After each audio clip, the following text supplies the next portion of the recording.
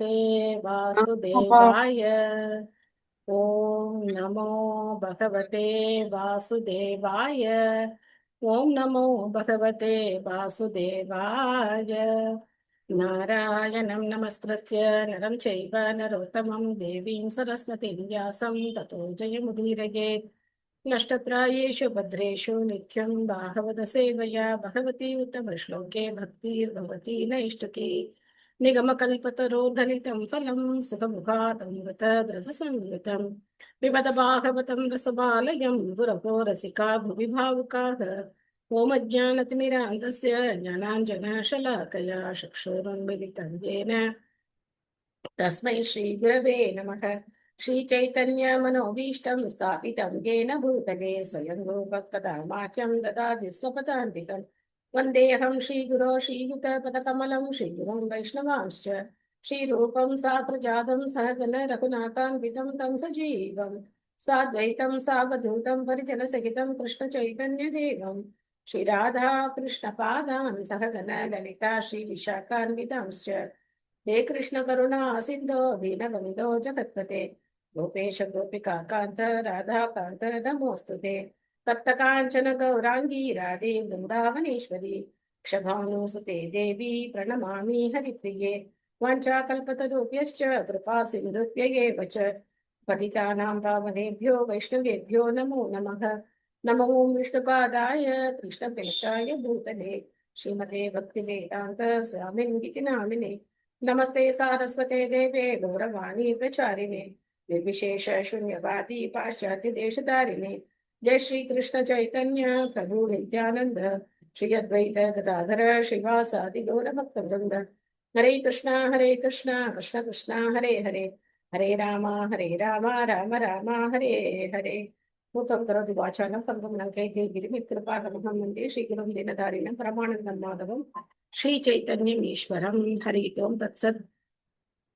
कथाञ्जनस्मृते यस्मिन् दुष्करं सुकरं भवेत् स्मरेत् प्रियदंशा श्रीचैतन्यं नमामितं। हरे कृष्णा ஹரே பாகவதம்। கிருஷ்ணா மாதாஜி. ஹரே நமஸ்காரம். கிருஷ்ணா ஹரே கிருஷ்ணா. நமஸ்காரம். நேற்று பார்த்ததுல என்ன ஞாபகம் இருக்கு? ஹரே கிருஷ்ணா மாதாஜி. ஹரே கிருஷ்ண மாதாஜி. ஹரே கிருஷ்ணா. ஒருவர் விமலா ஆன்மீக மாதாஜி. குருவினமும் பகவானிடமும் அயராத நம்பிக்கையோட இருக்கணும் மாதாஜி. அப்படி இருந்தா அவங்க பரமசக்தியை அடையலாம். அவங்க பௌதீக கல்வி இல்லாதவரா இருந்தாலும் பகவானோட கருணையால அவரை நம்ம அறிய முடியும். பகவான் எல்லாத்தையும் அவரை எல்லாத்துக்கும் வெளிப்படுத்த மாட்டாரு. அவர் யோகமாயா சக்தி நம்பிக்கை இல்லாதவங்க கிட்ட மறைச்சு வச்சுக்குவாரு. நம்பிக்கை பக்தியோட ஒரு ஒரு பாயிண்ட் சொல்லுங்க. நீங்களே எல்லாம் அப்படி சொல்லிட்டு இத மட்டும் சொல்லிடுறது. பக்தி இருக்கிறவங்க ஓகே கிட்ட உருவம் குணம் லீலைகள் மூலம் வெளிப்படுத்துறாரு மாதாஜி. ஹரே கிருஷ்ணா. Okay okay. ஹரே கிருஷ்ண ஹரே கிருஷ்ண மாதாஜி. பக்தி நம்பிக்கை பக்தி உள்ளவங்களுக்கு ரசாமிரத சிந்து. பகவான் தமது உருவம், குணம் மற்றும் லீலைகள் ஆகியவற்றின் மூலமாக அவர் தம்மை வெளிப்படுத்துகிறார். அர்வவாதிகள் தப்பாக கருதப்படுவதெல்லாம் அர்வமானவர்களால் பகவான் அர்வவாதிகளால் தப்பாக கருதப்படுவதைப் போல அர்வமானவர் அல்ல. அவரது உருவம் அனுபவத்திற்கு உட்பட்ட உருவத்தை போன்றது அல்ல. பகவான் தூய பக்தர்களுக்கு தமது உருவத்தை மட்டுமல்லாமல் அதன் அளவையும் வெளிப்படுத்துகிறார். இதுவே யாவான்னு சொல்வோம். இதை மிகச்சிறந்த வல்லுனர் ஸ்ரீல ஜீவ கோஸ்வாமி அழகா சொல்றார் நம்ம பாகவதத்துல. பிரம்ம சம்ஹிதையில் பகவானுக்கு ஒரு உன்னத உருவம் இருக்கு. ஒரு பாயிண்ட் சொல்லுங்க போதும். என்ன சரி, தேங்க்யூ மாதாஜி. தேங்க்யூ மாதாஜி. பக்தி ரசாமிரத சிந்துல ரூப கோஸ்வாமி சொல்ற அந்த பக்தி தொண்டின் விதிகள் 64ல முக்கியமான 5 பற்றி நீங்க சொன்னீங்க. முதல்ல சத் சங்கமா இருக்கணும், பாகவதம் டெய்லி செவியுறணும், மதுராவாஸ் அதாவது ஸ்ரீ தாமத்துல நம்ம இருக்கணும், குடியிருக்கணும், ஸ்ரீ விக்கிரக ஆராதனை பண்ணணும், நாம ஜப கீர்த்தனம் பண்ணணும். இந்த 5 ரொம்ப முக்கியம் அப்படின்னு சொல்லிட்டு சொன்னீங்க மாதாஜி. தேங்க்யூ மாதாஜி. விமலா தேவி மாதாஜி, நீங்க என்ன சொல்ல வந்தீங்க? ஹரே கிருஷ்ணா மாதாஜி. ஹரே கிருஷ்ணா. அதாவது பகவானுக்கு இருக்கிறது பௌதிக உடல் கிடையாது, ஆன்மீகமான உடல் அப்படின்னு சொன்னீங்க. அது மாதிரி ஒரு பொருள் எப்படி இருக்கணும்னு சொல்லணும், எப்படி எல்லாம் இருக்கக்கூடாதுன்னு சொல்லக்கூடாது அப்படின்றதுக்கு எளிய உதாரணமா சொன்னீங்க. Very good very good. நேரடியான வர்ணனையை விட்டுட்டு நாம நேத்தின்னு சொல்றதுல அர்த்தம் கிடையாது. ஓகே, மீனா மாதாஜி. ஹரே கிருஷ்ணா மாதாஜி. ஆன்மீக ஆன்மீக பகவானுக்கு குருவை ஜட உருவம் திருப்திப்படுத்தினாலே கிடையாது. பகவானை திருப்திப்படுத்துவதா அர்த்தம் சொன்னீங்க. ஆன்மீக திருப்தி அடைஞ்சா பகவான் திருப்தி அடைகிறார். Thank you Mataji, Hare thank you. கிருஷ்ணா மாதாஜி. ஹரே பகவானுக்கு கிருஷ்ணா. ஜட உருவம் கிடையாது. அவருடைய அதே உருவம் மாதிரி அவரால் ஆன்மீகம். எந்த குழந்தையும் எந்த நோக்கத்திற்காகவும் யூஸ் பண்ண முடியும். உதாரணமாக very good. அவர் கண்களால் உணவருந்த முடியும், ம். கால்களால் அவரால் காண முடியும். பா- ஆனா அது நம்மளால ஜட இதால பண்ண முடியாது அப்படின்னு சொன்னீங்க Mataji. Thank you Mataji, thank you. So thank you இன்னைக்கு மாதாஜி. நாம ரொம்ப முக்கியமான ஹோம்ஒர்க் சதுஸ்லோகி. கொடுத்துருக்கீங்க மாதாஜி. ஆமா, ஹோம்ஒர்க் கொடுத்துருந்தேன். ஹோம்ஒர்க் யாரெல்லாம் பண்ணீங்க? பண்ணேன் மாதாஜி. மாதாஜி உங்களால 700 ஸ்லோகமும் படிச்சுட்டேன் ஒரு தடவை. 700 ஸ்லோகம் படிச்சு கண்டுபிடிச்சிட்டீங்களா? சூப்பர் சூப்பர் ஆமா மாதாஜி. மாதாஜி. ம். எங்க சொல்ற முக்கியம் எங்க வருது ரகசியம்? குஹ்யம் அப்படின்னு சொல்லிட்டு 10 இடத்துல வருது, பிளஸ் 2 இடத்துல ரகசியமான அப்படின்ற அந்த வேர்டு வருது மாதாஜி. ம். வரிசையா எழுதி வச்சிருக்கேன் மாதாஜி நானு. ஓகே. நீங்க ஒண்ணு பண்றீங்களா? குரூப்லயே போட்டுருங்க. இப்போ ஒரு தடவை சொல்லிடுங்க, சொல்லிட்டு குரூப்ல போட்டுருங்க. எல்லாருக்கும் வந்து படிக்காதவங்க நாங்கெல்லாம் என்ன பண்ணுவோம், ஈஸியா காப்பி அடிச்சுப்போம். நீங்க கஷ்டப்பட்டு ஒர்க் பண்ணீங்கன்னா நாங்கெல்லாம் என்ன பண்ணுவோம், ஈஸியா அதை பார்த்துப்போம். ஹரே கிருஷ்ணா மாதாஜி. பிரணம் மாதாஜி. மாதாஜி பிரணாம் 9வது மாதாஜி. சாப்டர்ல வருது மாதாஜி. அப்புறம் 15வது சாப்டர்ல இருங்க 20. இருங்க கொஞ்சம் வெயிட் பண்ணுங்க, அவங்க சொல்ல ஆரம்பிக்கிட்டோம். 4.3 ஏவாயம் மயாதே ஸ்லோகா வேண்டாம் மாதாஜி, ஸ்லோகா வேண்டாம் மாதாஜி. ஓகே மாதாஜி. அடுத்தது 9.1 ம். இதம் துதே குஹ்யமதம். முக்கியத்தமம். 9.2 2. ராஜவித்யா ராஜகுஹ்யம். 10.38 வருது மாதாஜி. 10.38. 11.1 15.20 very good. இதி குஹ்யதமம் 18.60. சாஸ்திரம். ஆமா மாதாஜி. 18.63 very good. 18.64 சர்வ குஹ்ய மதம் அப்படின்னு சொல்லிட்டு. அடுத்து 18.67 ரகசிய ஞானம்ன்ற வேர்டு மட்டும் வருது Mataji பொருளுரையில.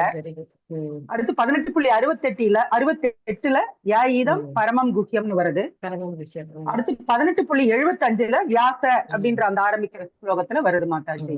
Very good, super Mataji. Thank you Mataji, thank you. Thank you Mataji. Thank you. So 9வது அத்தியாயமே வந்து ரகசியமான அறிவு அப்படின்னு சொல்லப்படுது. மிக ரகசியமான அறிவு. சூப்பரான ஹோம்ஒர்க் பண்ணிருக்கீங்க மாதாஜி. கார்த்திகா மாதாஜி, ரொம்ப நாளா காணமே.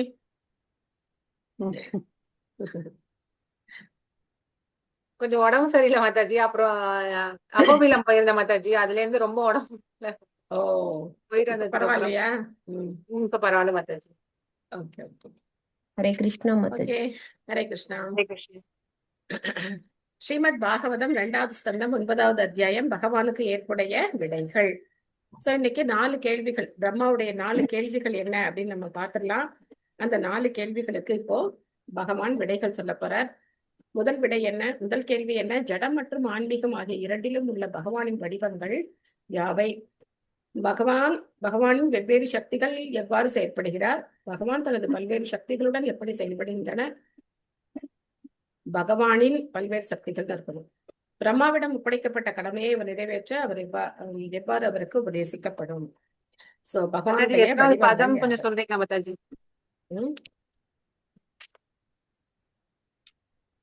பதம் 31. இன்னைக்கு நான் படிக்க போற ஸ்லோகம் 33வது ஸ்லோகம். 33 படிக்க போறோம். அகம் ஏவாசம் ஏவாக்ரே நான்யத் யஸ்தத் அசத்பரம் பஷ்சாத் அகம் யத் ஏதச்ச யோவசிஷ்யேத சோஸ்மியகம். அகம் ஏவாசம் ஏவாக்ரே நான்யத் யஸ்தத் அசத்பரம் பஷ்சாத் அகம் யத் ஏதச்ச யோவசிஷ்யேத சோஸ்மியகம் அப்படின்னு சொல்றார். சோ மொழிபெயர்ப்பு பொருளை வழங்கியவர் திவ்யராச பக்திவேதாந்த சுவாமி ஸ்ரீல பிரபுபாத் கி ஜெய்.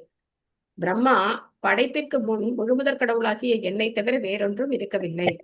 இப்படைப்பிற்கு காரணமாக இருக்கும் ஜட இயற்கையும் கூட அப்பொழுது இருக்கவில்லை. இப்போது நீர் காண்பவையும் கூட முழுமுதற் கடவுளாகிய நானே. மேலும் அழிவுக்கு பின் எஞ்சியிருக்க போவதும் முழுமுதற் கடவுளாகிய நானே. அகம் அப்படிங்கிற வார்த்தையில இருந்து ஆரம்பிக்கிறேன். அகம் ஏவாசம் ஏவாக்ரே அப்படின்னு ஆரம்பிக்கிறார். அகம் அப்படின்னா நான். பகவத்கீதையில அகம்னு தேட போனா ஏகப்பட்ட ஸ்லோகத்துல சொல்லியிருக்கார். சோ நேரடியா பகவான் சொல்றார் அகம் அப்படின்னா நான் அப்படின்னு சொல்றார். ஆனா இந்த அகம் அப்படிங்கிற வார்த்தைக்கு மாயாவாதிகள் தவறான விளக்கம் கொடுத்து நாம்பளும் அப்படிங்கிற மாதிரி சொல்றாங்க. சோ அது அவங்களுடைய மிகப்பெரும் தவறு. அகம் அப்படின்னா இங்க பகவானைத்தான் குறிக்கிறார், தன்னைத்தான் சொல்றார் பகவான். இங்க என்ன புரிஞ்சுக்கணும் நம்ம முக்கியமா அப்படின்னா, முழுமுதற் கடவுளாகிய என்னை தவிர வேறொன்றும் இருக்கவில்லை அப்படின்னா அவர் மட்டும் தனியா இருக்காருன்னு அர்த்தம் கிடையாது. நேத்தே நமக்கு இது உதாரணம் கொடுத்தோம். என்ன உதாரணம் கொடுத்தோம்? ஒரு அரசர் அப்படின்னா அரசருடைய அரண்மனை, அவருடைய வேலையாட்கள், ராணிகள், அவருடைய நாடு எல்லாம் சேர்ந்துதான் நம்ம என்ன சொன்னோம்? ஒரு ஊர்ல ஒரு ராஜா இருந்தார் அப்படின்னா அவர் மட்டும் இருக்காருன்னு அர்த்தமா? அந்த ஊர்ல வேற யாருமே இல்லைன்னு அர்த்தமா? எப்படி கதை ஆரம்பிக்கிறோம் நம்ம? ஒரு ஊர்ல ஒரு ராஜா இருந்தார் அப்படின்னு சொன்னா அந்த ஊர்ல ஒரு ராஜா மட்டும் இப்படி பார்த்துட்டே உட்கார்ந்துருந்தாரு? இல்ல, அவருக்கு அவருடைய அரண்மனை இருந்தது, மந்திரி பிரதானிகள் இருந்தாங்க, ராணிகள் இருந்தாங்க, அரண்மனை இருந்தது, நாட்டு மக்கள் இருந்தாங்க, எல்லாரும். ஆனா நம்ம என்ன சொல்றோம்? ஒரு ராஜா அப்படின்னு சொல்றோம். அந்த மாதிரி இங்க வந்து அகம் அப்படின்னு பகவான் சொல்றாருன்னா அவருடைய ஆன்மீக உலகம் பூரணமா இருந்தது. ஆன்மீக உலகம் பூரணமா வைகுண்ட லோகங்கள் இருந்தது, அவருடைய கோலோக பிருந்தாவனம் இருந்தது, அங்க சுரபி பசுக்கள் இருந்தது, கற்ப விருட்ச மரங்கள் இருந்தது, கோபர்கள் கோபியர்கள் எல்லாரும் இருந்தாங்க. அவருங்க ஆனந்தமா நிலை பண்ணிட்டு இருக்கு. எது படைக்கப்படல? பௌதிக உலகம் தான் இன்னும் படைக்கப்படலை. சோ அதை நல்லா புரிஞ்சுக்கணும்.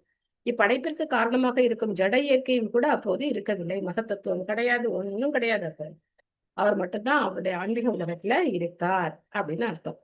திரும்ப அழிஞ்சதுக்கு அப்புறமும் இந்த ஜட உலகம் தான் அழிய போகுது, அவருடைய ஆன்மீக உலகம் அப்படியே தான் இருக்க போகுது. புரியுதா? சோ விமலாதேவி மாதாஜி படிக்கிறீங்களா? பெரிய பொருளுடையா இருக்கும், அதனால 2 பேர் 3 பேர் கூட படிக்கலாம். ஆளுக்கு ஒரு பேஜ் கணக்கு வச்சுட்டு படிங்க. சரியா? சரிங்க மாதாஜி. ஹரே கிருஷ்ணா. ஹரே கிருஷ்ணன். ஸ்ரீல பிரபுபாதாக்கு ஜெய். முழுமுதற் கடவுள் பிரம்ம தேவரை நோக்கி கூறுகிறார் என்பதை நாம் நன்றாக கவனத்தில் கொள்ள வேண்டும். படைப்பிற்கு முன் இருந்தவரும், படைப்பை காப்பவரும், படைப்பை அழிக்கப்பட்ட பின் எஞ்சி இருப்பவரும் அவர் மட்டுமே என்பதையும் சுட்டிக்காட்டி தம்மை பற்றிய மிக பெரிய முக்கியத்துவத்தை அவர் தெளிவாக குறிப்பிட்டுள்ளார். பிரம்மாவும் பரமபுருஷரின் ஒரு படைப்பே. அவர் நான் என்னும் பரமபுருஷரில் இருந்து தோன்றியவர் என்பதால் பகவானுக்கு அல்லது நான் என்ற தத்துவத்திற்கு சமமானவர் என்றும், இதனால் இப்பதத்தில் விளக்கப்பட்டுள்ளது போல் நான் என்ற தத்துவத்தை தவிர வேறு எதுவுமே கிடையாது என்றும் அருவவாதிகள் அத்வைத தத்துவத்தை முன்வைக்கின்றனர்.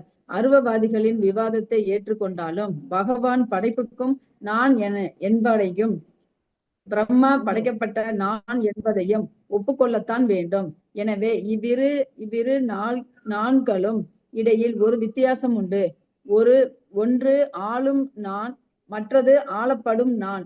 எனவே அருவவாதியின் விவாதத்தை ஏற்பதனாலும் இன்னமும் இரு நான்கள் இருக்கவே செய்கின்றன. ஆனால் இவ்விரு நான்களும் தன்மையில் ஒன்றானவை என்ற வேத இலக்கியத்தில் கடோபனிஷத் ஏற்கப்பட்டிருப்பதை நாம் நன்றாக கவனிக்க வேண்டும். கடோபனிஷத்தம் கூறுகிறது, நித்யோ நித்யானாம் சேதனஸ் சேதானாம் ஏகே பகுனாம் யோ விதாததி காமான். படைக்கும் நான் மற்றும் படைக்கப்பட்ட நான் ஆகிய இரண்டும் தன்மையில் ஒன்றானவை என்று வேதங்களில் ஒப்புக்கொள்ளப்பட்டுள்ளது. ஏனெனில் அவ்விரண்டும் நித்தியமானவையும் ஆன்மீகமானவையும் ஆகும். ஆனால் படைக்கும் நான் ஒருமையாகவும் படைக்கப்பட்ட நான்கள் பன்மையாகவும் உள்ளன. ஏனெனில் பிரம்மா உட்பட அவரால் உற்பத்தி செய்யப்பட்ட பல நான்கள் உள்ளனர். இது ஒரு எளிய உண்மையாகும். தந்தை ஒரு மகளை படைக்கிறார் அல்லது பெற்றெடுக்கிறார். மகனும் பல்வேறு மகன்களை படைக்கிறார். அவர்கள் அனைவரும் மனிதர்கள் என்னும் முறையில் ஒன்றுபட்டவர்களாக இருக்கக்கூடும். ஆனால் அதே சமயம் தந்தையிலிருந்து மகனும் பேரப்பிள்ளைகளும் வேறுபட்டவர்களாவர். மகனோ பேரப்பிள்ளைகளோ தந்தையின் இடத்தை ஏற்க முடியாது. மனிதர்கள் என்னும் முறையில் அவர்கள் ஒற்றுமை உடையவர்களே, ஆனால் உறவினர்கள் என்னும் முறையில் வேற்றுமை உடையவர்கள் ஆவர். எனவே படைப்பவர் மற்றும் படைக்கப்படுபவர் அல்லது ஆள்பவர் மற்றும் ஆளப்படுபவர் ஆகியோர் வேதங்களில் பின்வருமாறு வேறுபடுத்தப்பட்டுள்ளனர். ஆளும் நான், ஆளப்படும் நான்களும் ஆகாரம் கொடுப்பவர் ஆவார். இதனால் நான் என்னும் இவ்விரு பிரிவுகளுக்கு இடையில் ஒரு பரந்த வேறுபாடு இருக்கிறது. இப்பதத்தில் மற்றொரு அம்சம் என்னவெனில், பகவான் மற்றும் பிரம்மா ஆகிய இரு புருஷர்களை யாரும் நிராகரிக்க முடியாது. எனவே ஆள்பவர் மற்றும் ஆளப்படுபவர் ஆகிய இருவருமே நபர்கள் ஆவர். முடிவாக அனைத்தும் அர்வமானதே என்னும் அர்வவாதியின் முடிவை இது தவறான நிரூபிக்கிறது. ஆளும் நான் பரமசத்தியம் என்பதையும் அவர் ஒரு நபர் என்பதையும் சுட்டிக்காட்டுவதன் மூலமாக புத்தியில் தாழ்ந்த அர்வவாதிகளால் வற்புறுத்தப்படும் இந்த அர்வ கொள்கை தவறென நிரூபிக்கப்படுகிறது. ஆளப்படும் நான் என்ற பிரம்மாவும் ஒரு நபராவார். ஆனால் அவர் பரிபூர்ணமானவர் அல்ல. ஆத்ம உணர்வை பெறுவதற்காக ஆன்மீக மனோதத்துவ அடிப்படையில் தன்னை ஒருவன் பரம சத்தியத்திற்கு சமமானவன் என்று பகவானை செய்வது வசதியாக இருக்கக்கூடும். ஆனால் இங்கு இப்பதத்தில் தெளிவாக சுட்டிக்காட்டப்படுவது போல் ஆள்பவரும் ஆளப்படுபவருக்கும் இடையில் எப்பொழுதும் வேறுபாடு இருக்கத்தான் செய்கிறது. இப்பதம் அர்வவாதிகளால் பெரிதும் துஷ்பிரயோகம் செய்யப்படுகிறது. ஜட படைப்பின் அழிவுக்கு பின்னரும் கூட தமது உன்னதமான நித்திய ரூபத்துடன் பகவான் வாழ்கிறார். தன்னை ஆள்பவரான அந்த பகவானே பிரம்மா உண்மையில் நேருக்கு நேராகவே காண்கிறார். பிரம்மாவால் காணப்பட்ட பகவான் ரூபம் பிரம்மா படைக்கப்படுவதற்கு முன்பே இருந்ததாகும்.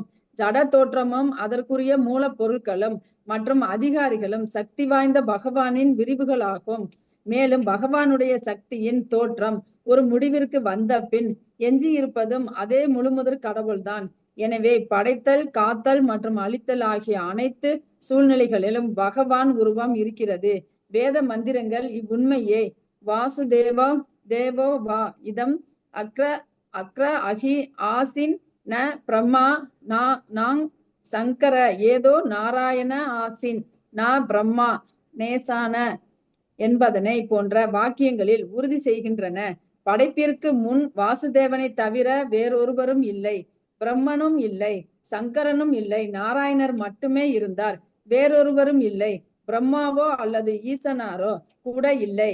நாராயணா அல்லது முழுமுதற் கடவுள் அனைத்தும் படைப்பிற்கு வேறுபட்டவர்கள் என்றும் படைப்பு முழுவதுமே அவ்யக்தம் என்பதன் விளைபொருளே என்றும் தமது பகவத்கீதையில் வியாக்கியானத்தில் ஸ்ரீபாத சங்கராச்சாரியரும் கூட உறுதி செய்கிறார்.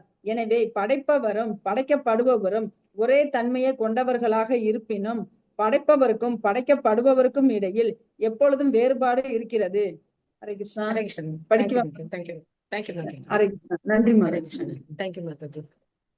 சோ எதுக்காக பிரபுபாதர் இந்த நான் அப்படிங்கிற வார்த்தைக்கு இவ்வளவு முக்கியத்துவம் கொடுக்குறாரு அப்படின்னு புரியுதா?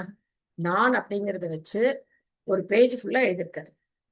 ஏன்னா அருவவாதிகள் என்ன பண்றாங்க, இந்த அகம் அப்படிங்கிற வார்த்தைய அவங்க தவறா பயன்படுத்தி அவங்க என்ன நினைக்கிறாங்க, இந்த நான் அப்படிங்கிற வார்த்தை அப்படிங்கிறது பிரம்மம் தான், பிரம்மத்தை தான் குறிக்குது அப்படின்னு சொல்றாங்க. இது ஒரு நபரை குறிக்கல. அகம் அப்படிங்கிற வார்த்தை கடைசியில பிரம்மம் தான். ஏன்னா அவங்க என்ன சொல்றாங்க, நான் என்ற தத்துவத்தை தவிர வேற எதுவும் கிடையாது அப்படின்னு சொல்றாங்க. தத்துவம் அப்படின்னு தான் அவங்க சொல்றாங்களே தவிர அந்த நான் அகம் அப்படிங்கிறவரை ஒரு நபரா அவங்க ஏத்துக்கல. இது முட்டாள்தனத்திலேயே முட்டாள்தனம் இல்லையா? இப்போ நம்ம பாகவதத்துல இன்னைக்கு 58 பேர் இருக்கோம். நேற்று பரவாயில்ல 68 பேர் இருந்தோம். இன்னைக்கு 10 பேர் கவுண்ட், 58 பேர் தான் இருக்கோம். ஸோ இந்த 58 பேர் இருக்கோம், என்னையும் சேர்த்து. ஆக இப்ப நான் பேசிட்டு இருக்கேன், நான் அப்படிங்கிற நான் பேசிட்டு இருக்கேன். இந்த 57 நான்கள் கேட்டுட்டு இருக்கீங்க. நமக்கு எல்லாருக்கும் உருவம் இருக்கா இல்லையா? இருக்கா இல்லையா?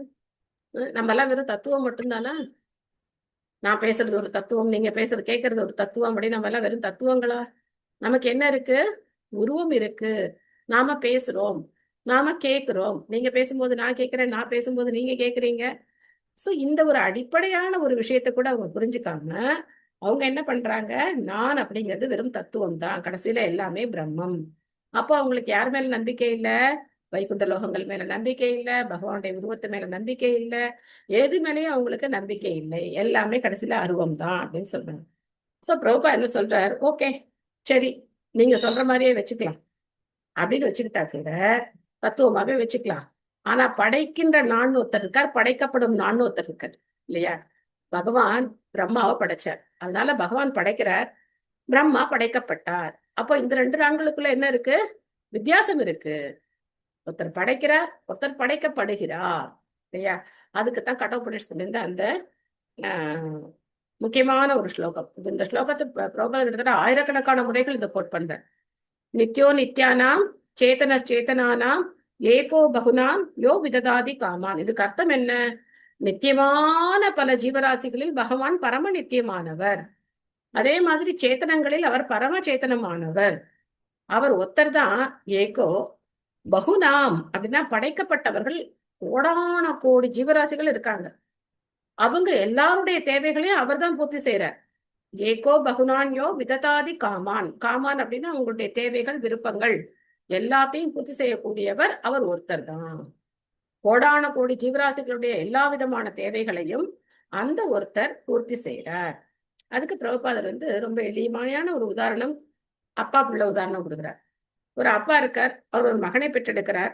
அந்த மகன் பல மகன்களை பெற்றெடுக்கலாம், இல்ல குழந்தைகளை பெற்றெடுக்கலாம். அதுக்கப்புறம் அந்த குழந்தைங்க இன்னும் பல பேர குழந்தைகள், கொள்ளு பேர எள்ளு பேர வரைக்கும் வரலாம்.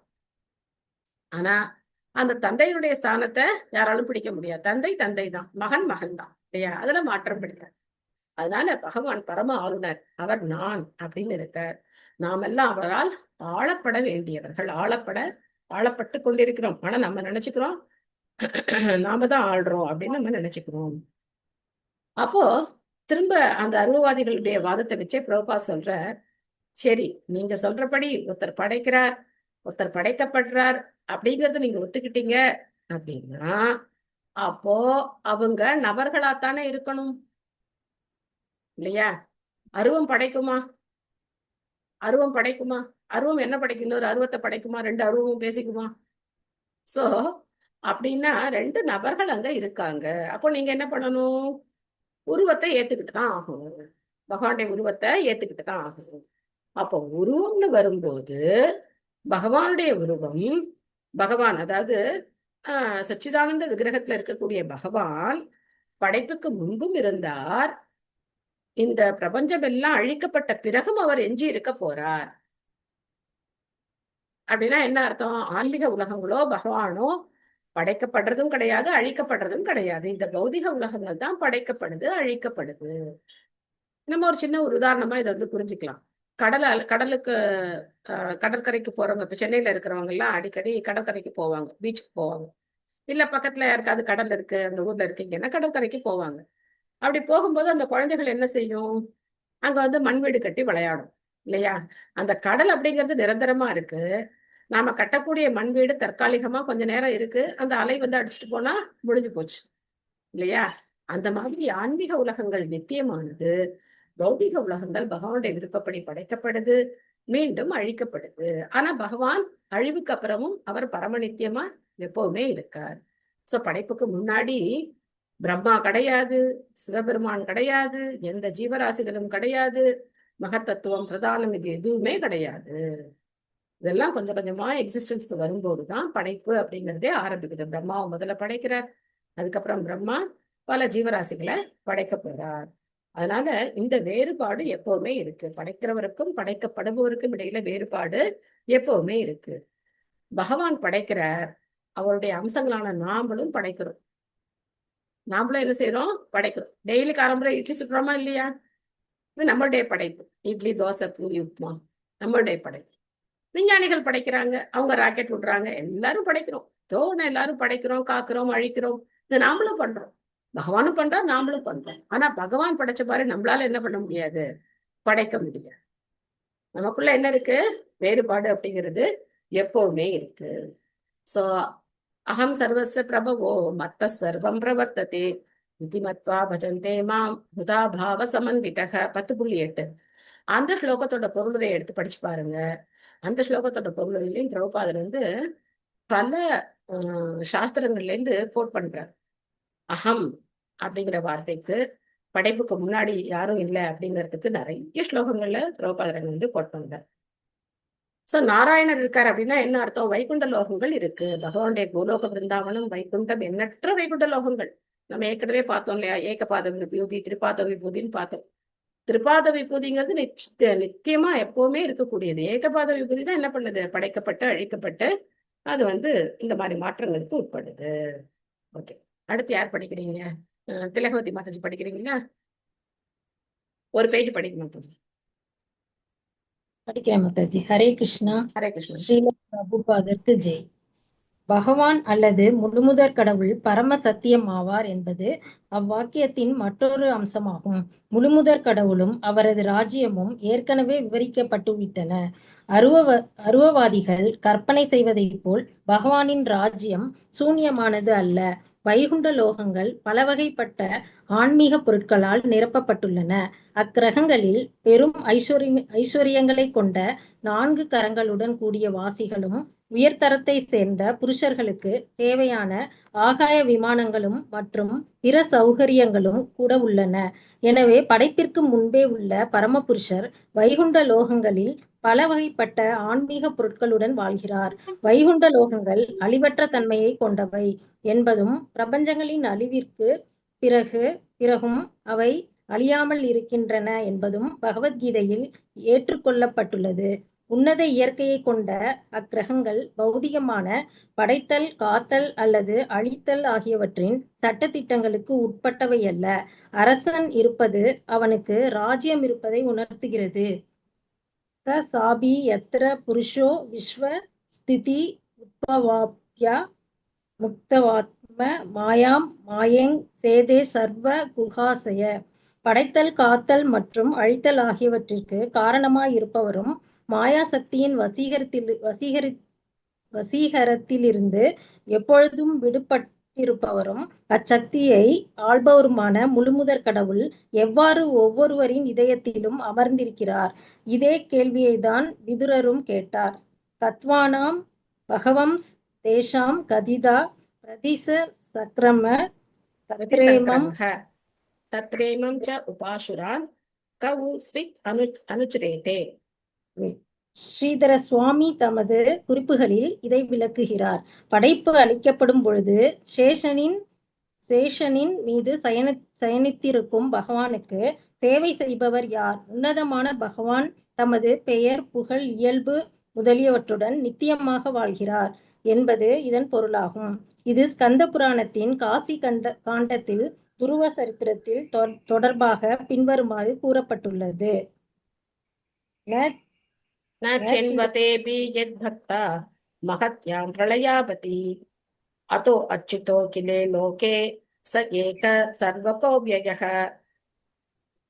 கடவுலகின் மொத்த அழிவின் பொழுது முழுமுதற் கடவுளின் பக்தர்களும் கூட அழிக்கப்படுவதில்லை. பகவானை பற்றி கூறுவதற்கு ஒன்றுமில்லை.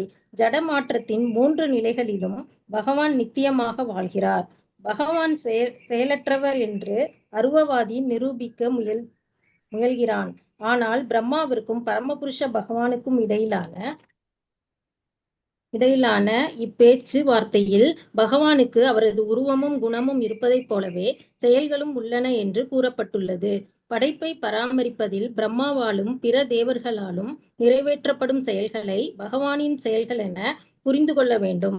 ஒரு நாட்டின் தலைமை அதிகாரி அல்லது அரசர் ராஜபோகங்களில் ஈடுபட்டிருக்கக்கூடும் என்பதால் அரசாங்க அலுவலகங்களில் அவரை காண முடியாமல் இருக்கக்கூடும். இருப்பினும் அனைத்தும் அவருடைய கட்டளைப்படியே நடக்கின்றன என்பதையும் அனைத்தும் அவரது ஆணைக்கு கட்டுப்பட்டுள்ளன என்பதையும் புரிந்து கொள்ள வேண்டும். முழுமுதற் கடவுள் ஒருபொழுதும் அருவமானவர் அல்ல. ஜட உலகில் புத்தியில் தாழ்ந்த பிரிவை சேர்ந்தவர்களுக்கு தமது சுயரூபத்துடன் அவர் காட்சியளிக்காமல் இருக்கக்கூடும்.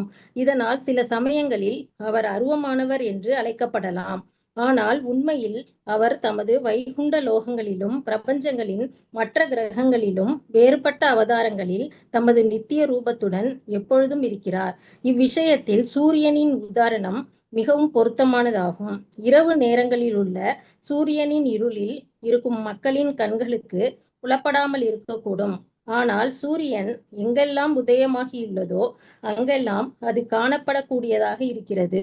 உலகின் ஒரு குறிப்பிட்ட பகுதியில் உள்ளவர்களுக்கு சூரியன் காணப்படாததாக இருப்பதானது அதற்கு உருவமில்லை என்பதை குறிப்பதாகாது.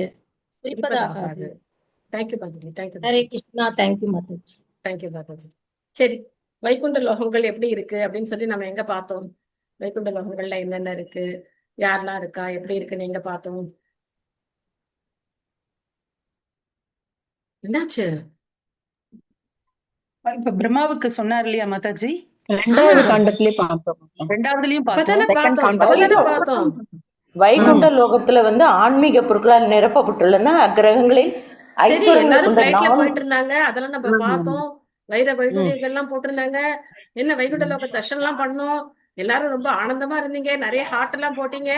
ஆனா 2 நாள்ல மறந்து போயிட்டோமே. பிரம்மா பார்த்தார் இல்லையா? பகவானுடைய கருணையினால பிரம்மா பகவானையும் தரிசனம் பண்ணார், வைகுண்ட லோகத்தையும் பகவான் பிரம்மா பார்த்தாரா இல்லையா? சிந்தாமணி கற்கள், சொன்னாரா இல்லையா? சிந்தாமணி கற்கள்லாம் இருக்கு மாதாஜி. நான் பார்த்தோம், நான் மறந்து போயிட்டோமே. இவ்வளவு சீக்கிரம் மறந்து போனா அப்புறம் எப்படி நம்ம வந்து ஞாபகம் வச்சுக்கிறது? ஓகே. சோ அதனால வைகுண்ட லோகங்கள் அப்படிங்கிறது அருவவாதிகள் நினைக்கிற மாதிரி சூன்யமானது கிடையாது. அங்க பல்வேறு விதமான வாழ்க்கை வசதிகள் எல்லாமே இருக்கு அப்படின்னு சொல்லி நம்ம பார்த்தோம். அதுக்கப்புறம் பாத்தீங்கன்னா ரொம்ப ஒரு அற்புதமான ஒரு விஷயத்த வந்து இங்க வந்து சொல்ற. அதாவது இந்த அழிவு காலத்தின் போது சேஷநாகத்து மேல பகவான் படுத்திருப்பார். அப்படி இருக்கும்போது அப்போ பகவானுக்கு யார் கவரி வீசுவாங்க? ஏன்னா அவருக்கு சேவை செய்யறதுக்கு ஆட்கள் வேணும் இல்லையா? அப்படின்னு பார்க்கும்போது என்ன அர்த்தம்? பக்தர்களும் அழியறது இல்ல, பகவானும் அழியறது கிடையாது, பகவத் பக்தர்களுக்கும் அழிவு கிடையாது. பகவத் பக்தர்கள் எப்பவும் பகவானோட நித்தியமான ஆன்மீக உலகத்துல நித்தியமா வாழ்ந்துட்டு இருக்காங்க. அதனால ஜீவராசிகளுக்கும் அங்க அழிவுங்கிறது கிடையாது.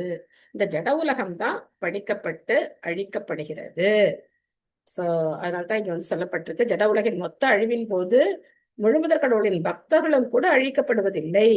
அப்படி இருக்கும்போது பகவானை பத்தி சொல்றதுக்கு என்ன இருக்கு அப்படின்னு கேக்குறேன். சோ அடுத்தது பாத்தீங்கன்னா, பகவானுக்கு உருவம் இருக்குன்னு தெரிஞ்சுக்கிட்டோம், அவர் ஒரு நபர்னு தெரிஞ்சுக்கிட்டோம், அவர் செயல்களையும் செய்யறார் அப்படிங்கிறதுக்கு பிரபுபாதர் ஒரு உதாரணம் கொடுக்குறார். என்ன உதாரணம் கொடுக்குறார்? ஒரு அரசர் இருக்கலாம், அவர் அரண்மனையில ஒரு பாட்டுக்கு இருக்கலாம், ஆனா அந்த அவருடைய அந்த நாட்டுல நடக்கக்கூடிய செயல்கள் அனைத்துமே அவருடைய கட்டளைப்படி நடக்குது. இப்போ நம்ம ஒரு ஆபீஸ்க்கு போறோம், ஒரு கவர்மெண்ட் ஆபீஸ்க்கு போறோம், அப்போ அங்க இருக்கிற நபர்கள் செயல்படுறாங்க அப்படின்னா அவங்க யாரை ரெப்ரசன்ட் பண்றாங்க? அந்த கவர்மெண்ட்டை ரெப்ரசன்ட் பண்றாங்க இல்லையா? அங்க நேரடியா யாரு கிடையாது, பிரதமரோ இல்லைன்னா அந்த நாட்டினுடைய குடியரசுத் தலைவரோ அங்க கிடையாது, நேரடியா அவங்க கிடையாது. ஆனா அங்க இருக்கிற ரூல், அங்க இருக்கிற சட்டத்திட்டங்கள், அங்க இருக்கிற வழிமுறைகள் யார அவங்க ரெப்ரசன்ட் பண்றாங்கன்னா அந்த அரசாங்கத்தினுடைய சட்டத்திட்டங்களை அவங்க வந்து அங்க சொல்றாங்கன்னு அர்த்தம். நம்ம கேட்க முடியுமா? நான் பிரதமர் வந்து சொன்னாதான் அதை கேட்பேன், நீங்களா சொன்னா கேட்க மாட்டேன் அப்படின்னா நமக்கு கிறுக்கு பிடிச்சிருக்குன்னு நினைச்சுக்குவாங்க இல்லையா? உனக்காக பிரதமர் வருவாரா? நாங்க சொல்றதுதான் சட்டம், நாங்க அரசாங்க அதிகாரிகள், நாங்க சொல்றதுதான் நீ கேட்கணும் அப்படின்னு நமக்கு சொல்லுவாங்க. சோ அந்த மாதிரி பகவான் அவருடைய கோலோக பிருந்தாவனத்துல என்ன பண்ணிட்டு இருக்கார் அப்படின்னா, லக்ஷாவிரதேஷு சுரபீர் அபிபாலயந்தம், அவர் பாட்டுக்கு லட்சக்கணக்கான சுரபி பசுக்களை அங்க மேய்ச்சிட்டு இருக்கார். ஆனா சிருஷ்டி ஸ்திதி பிரளயம் இது பாட்டுக்கு அது நடந்துகிட்டு இருக்கு.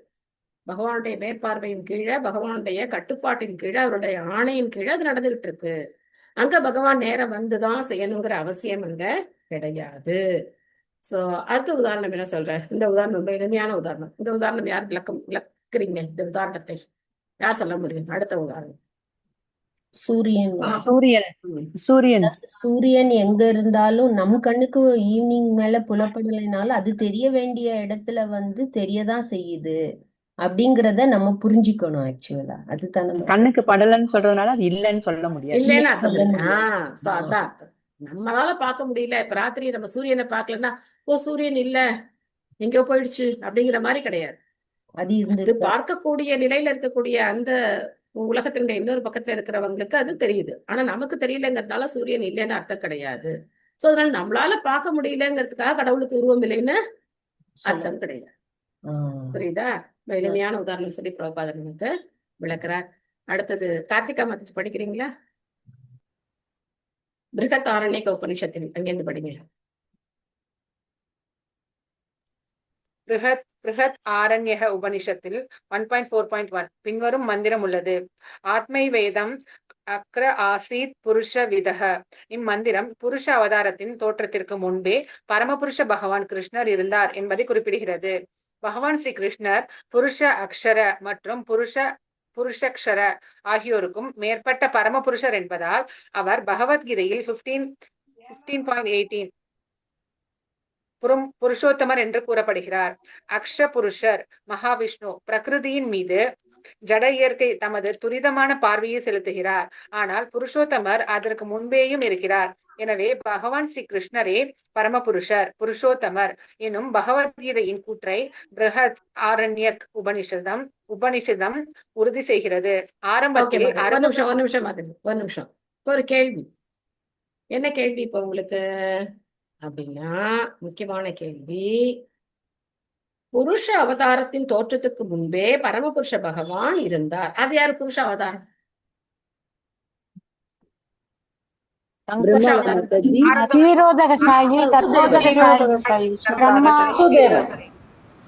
Very good. காரணதோசாயி விஷ்ணு, கர்ப்பதோசாயி விஷ்ணு, க்ஷீரதோசாயி விஷ்ணு. இவங்க புருஷர்கள். இவங்க யாரு? புருஷர்கள். இந்த 3 புருஷர்களுக்கும் காரணமா இருக்கக்கூடியவர் பகவான் ஸ்ரீ கிருஷ்ணர். சோ இந்த மாதிரி நம்ம படிக்கும் போது உடனே நமக்கு என்ன ஞாபகம் வரணும்? கிருஷ்ணர், கிருஷ்ணத்தை பலராமர்கிட்ட சங்கர்ஷ்ணர், பிரத்யும்னர், அனிருத்தர், வாசுதேவர், அந்த சங்கர்ஷ்ணர்கிட்ட 2வது சங்கர்ஷ்ணர், அவர்கிட்ட இருந்துதான் யார் வரா? காரண உதகசாயி விஷ்ணு, காரண கடல்ல இருக்கிற விஷ்ணு வர, அவர் தான் மகாவிஷ்ணு. சட்டுன்னு நமக்கு இது ஞாபகம் வந்து. சோ இவங்கதான் புருஷ அவதாரங்கள். இந்த 3 புருஷர்கள். குணாவதாரங்கள்னா பிரம்மா, விஷ்ணு, சிவன். இவங்க குணாவதாரங்கள். இந்த 3 புருஷர்கள் புருஷ அவதாரம். சோ இவங்க எல்லாருக்கும் காரணமா இருக்கக்கூடியவர் பகவான் ஸ்ரீ கிருஷ்ணர். அவர்கிட்ட தான் பலராமர், அதுக்கப்புறம் சங்கர்ஷ்ணன், அந்த விரிவங்கங்கள் வர்றாங்க. ஓகே, இப்ப கண்டினியூ பண்ணுங்க முத்தஜி. ஆரம்பத்தில் அருவ பிரம்மம் மட்டுமே இருந்தது என்று சில வேதங்களில் கூறப்பட்டுள்ளது. ஆனால் இப்பதத்திற்கு ஏற்ப பரமபுருஷருடைய உடலிலிருந்து வெளிப்படும் பிரகாசமே அருவ பிரம்மம் ஆகும். இந்த அருவ பிரம்மத்தை உடனடியான காரணம் என்று அழைக்கலாம். ஆனால் சர்வ காரணங்களுக்கும் காரணமாக இருப்பவர் பரமபுருஷ பகவானே ஆவார். பகவானின் அருவ அம்சம் ஜட உலகில் இருக்கிறது. ஏனெனில் ஜட புலன்களால் அல்லது ஜட கண்களால் பகவானை காணவோ அல்லது அறியவோ முடியாது. பரமபுருஷரை காணும் முன்பாக அல்லது அறியும் முன்பாக புலன்களை ஒருவன் ஆன்மீகமானவையாக மாற்ற வேண்டும். ஆனால் அவர் வைகுண்ட லோகவாசிகளுக்கு நேருக்கு நேராக நித்தியமாக காட்சியளிக்கிறார். எனவே அரசாங்க வீட்டில் வாழும் தலைமை அதிகாரி அருவமானவராக என்றாலும் அரசாங்க அலுவலகங்களில் அவர் அருவமானவராக இருக்கக்கூடும் என்பதை போலவே பகவானும் பௌதிக கண்ணோட்டத்தில் அருவமானவராக உள்ளார். அதை போலவே பகவான் தமது உலகில் அருவமானவராக இல்லை. எனவே வேத நூல்களில் குறிப்பிடப்பட்டுள்ளதை போல் பகவானின் அருவாம்சம் மற்றும் உருவாம்சம் ஆகிய இரண்டுமே ஏற்புடையவைதான். பிரஹ்மணோஹி பிரதிஷ்டாகம் என்னும் பதத்தில் பகவத்கீதை 14.27 இந்த முழுமுதற் கடவுள் மிகவும் அழுத்தமாக விவரிக்கப்பட்டுள்ளார். எனவே பரமபுருஷரை உணர்வதே பூரண உணர்வாகும், அவரது அருவ பிரம்மத்தை அல்ல. எனவே ஒருவன் தனது தன்னுணர்வின் முடிவான நோக்கத்தை பரம சத்தியத்தின் அருவாம்சத்தில் பதிய செய்யாமல் அவரது உருவாம்சத்தில் பதிக்க வேண்டும். பரம சத்தியத்தின் எங்கும் பரந்துள்ள தன்மையை பற்றிய உணர்வை மாணவன் பெறுவதற்கு ஒரு பாத்தியத்தின் உள்ளும் புறமும் உள்ள ஆகாயத்தின் உதாரணம் உதவியாக இருக்கக்கூடும். ஆனால் தனித்தன்மையுடைய பகவானின் பின்ன பகுதிகள் தங்களை பகவான் என்று கூறிக்கொள்வதால் பகவான் ஆகிவிட முடியாது. மாயாசக்தியின் இறுதி வலையில் பந்தப்பட்ட ஆத்மா அகப்பட்டு கொண்டான் என்பதை மட்டுமே இது குறிக்கிறது. பகவானின் பிரபஞ்ச உணர்வுடன் ஒன்றுபட்டவன் என்று கூறிக்கொள்வதானது மாயாசக்தியால் தெய்வி மாயா அமைக்கப்பட்ட இறுதி வலையில் சிக்கிக்கொள்வதாகும். ஜடப்படைப்பில் உள்ளதை போல் பகவானின் அருவமான இருப்பிலும் கூட அவரது உருவாம்ச உணர்வை பெற ஒருவன் விரும்ப வேண்டும். இதுவே பశ్చాத் அகம் யத் ஏதச்ச யோ வசிஷ்யேத சோஸ்மி அகம் என்பதன் பொருளாகும். நாரதருக்கு உபதேசிக்கும் பொழுது பிரம்மதேவரும் இவ்வுண்மையையே ஏற்றுக்கொண்டார். அவர் கூறினார், சோயம் தே பிஹிதஸ் தாத பகவான் விஸ்வபாவன. பாகவதம் 2.7.50. பரமபுருஷரான ஹரியை தவிர சர்வ காரணங்களுக்கும் காரணமானவர் வேறு ஒருவரும் இல்லை. எனவே அகம் ஏவ எனும் இப்பதம் ஒருபொழுதும் பரமபுருஷரை தவிர வேற எதையுமே குறிப்பதாகாது. ஆகவே பிரம்மாவிலிருந்து நாரதருக்கும் பின் வியாச தேவருக்குமாக கீழிறங்கி வரும் பிரம்ம சம்பிரதாயத்தின் வழியை ஒருவன் பின்பற்றி பரமபுருஷ பகவானாகிய ஹரி அல்லது பகவான் ஸ்ரீ கிருஷ்ணரை உணர்ந்தறிவதை வாழ்வின் நோக்கமாக கொள்ள வேண்டும்.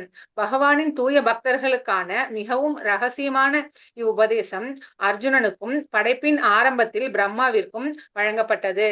பிரம்மா, விஷ்ணு, மகேஸ்வரன், இந்திரன், சந்திரன் மற்றும் வருணன் முதலான தேவர்கள் வேறுபட்ட கடமைகளை நிறைவேற்றுவதற்குரிய பகவானின் வெவ்வேறு தோற்றங்கள் ஆவர்.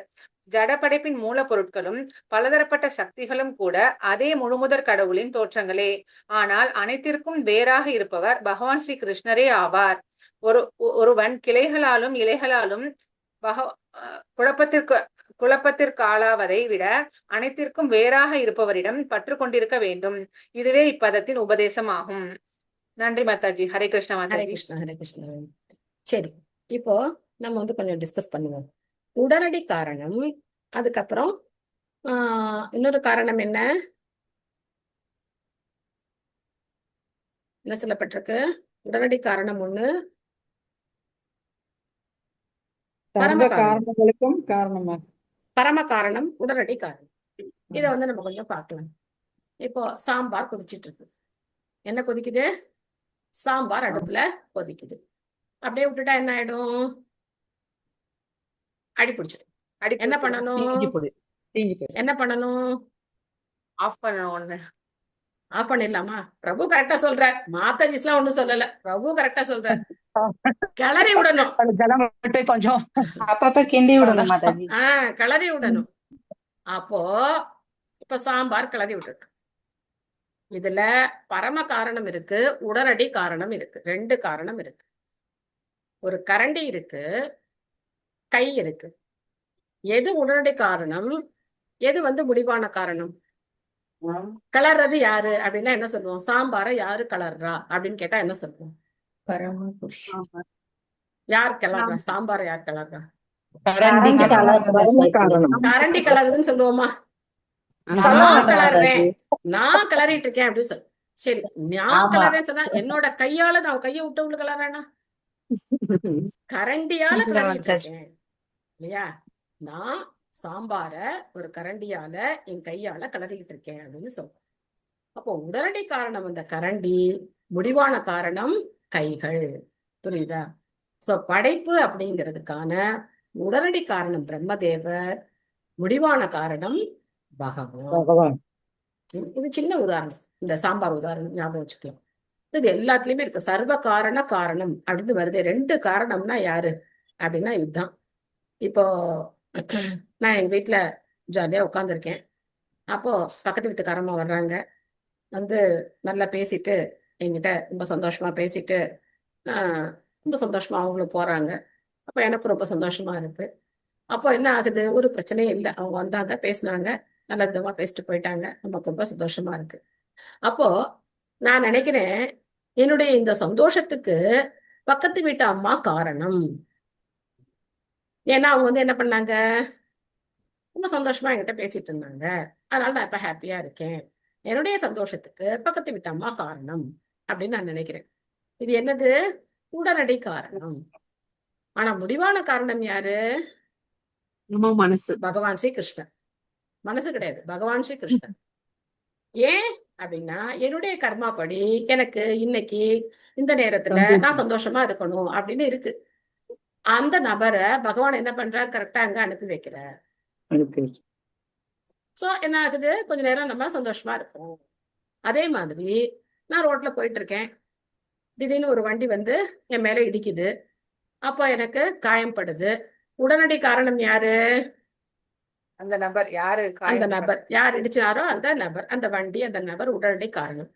அப்போ அவர்கிட்ட போய் ஏன் இப்படி ஏன் இடிச்ச அப்படின்னு சொல்லி அவர்கிட்ட சண்டை போட்டு இன்னும் 4 வார்த்தை இன்னும் வேகமா பேசி இருக்கிற வலி பத்தாதுன்னு தலைவலியும் வர வச்சுக்கிட்டு நாம என்ன பண்ணலாம்? நல்ல சண்டை போட்டு அங்க ரோட்ல ஒரு சீனும் கிரியேட் பண்ணலாம். அது இல்லாம நாம சரி இடிச்சு தொலைச்சிட்டா என்ன பண்றது அப்படின்னு சொல்லிட்டு நம்ம வழியை நம்ம பார்த்துட்டு அவர் 2 வார்த்தை கேட்டு நம்ம பாட்டுக்கு போயிட்டே இருந்தா போகணும். ஆனா அவர் உடனடி காரணம், முடிவான காரணம் பகவான் ஸ்ரீ கிருஷ்ணர். அந்த நேரத்துல ஏதோ ஜென்மத்துல நான் செய்த கர்ம வினையினால நான் அவரை இடிச்சேனோ, இல்ல அவருக்கு இதே மாதிரி ஏதோ ஒரு துன்பம் கொடுத்தேனோ தெரியாது, அந்த நபர் எனக்கு அந்த துன்பத்தை கொடுக்கிறார். இதை தெரிஞ்சுக்கும் போது உடனடி காரணத்தை நம்ம என்ன பண்ண மாட்டோம், பெருசா எடுத்துக்க மாட்டோம். இந்த பிரச்சனை தானே வீட்டுல எல்லாருக்கும் வர்றது இல்லையா? கணவன் மனைவி, அப்பா குழந்தைங்க, மாமியார் மருமகள், அண்ணன் தம்பி, எல்லா உறவுலையும் பார்த்தோம்னா நண்பர்களுக்கு இடையில இந்த உடனடி காரணத்தை மட்டும்தான் நம்ம பாக்குறோம். முடிவான காரணத்தை நம்ம பாக்குறதே கிடையாது.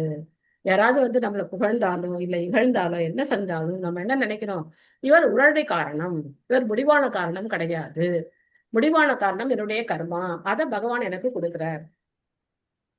என்னுடைய முடிவான காரணம் என்னுடைய கர்மா கூட கிடையாது. அந்த கர்மாவுக்கு ஏற்றபடி பலனை பகவான் தான் கொடுக்குறார். சோ அதனால்தான் அவர் சர்வ காரண காரணம். 2 காரணம் வருது இல்லையாங்க, சர்வ காரண காரணம் அப்படின்னா அதுதான் அர்த்தம். சோ அதனால இதை நம்ம நல்லா புரிஞ்சுக்கணும்.